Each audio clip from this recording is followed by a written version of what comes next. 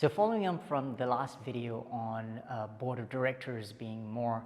agile, today I wanted to share the first of a couple of 80-20 rules. Traditionally, from what I've experienced,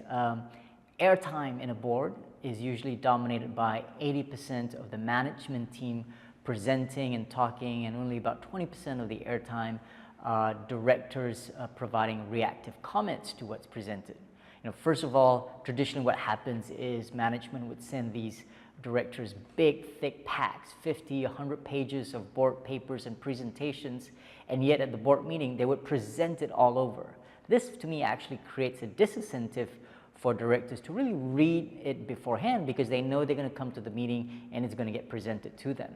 Instead, I believe it should be flipped, where 80% of the airtime should be taken up by directors and only 20% of the time of the airtime should be taken up by management, whereby they present the 2 or 3 big issues that they're facing or they're wrestling with, and it's directors where we need to add our perspective, our experiences, the wisdom from the past to share our views on these few topics so that we go in depth and management really gets a lot of value from board meetings in terms of guidance, direction, and experience sharing. And so one of the challenges for boards is, can you shift the airtime from 80-20 management to directors to one where directors are taking up 80% of the airtime?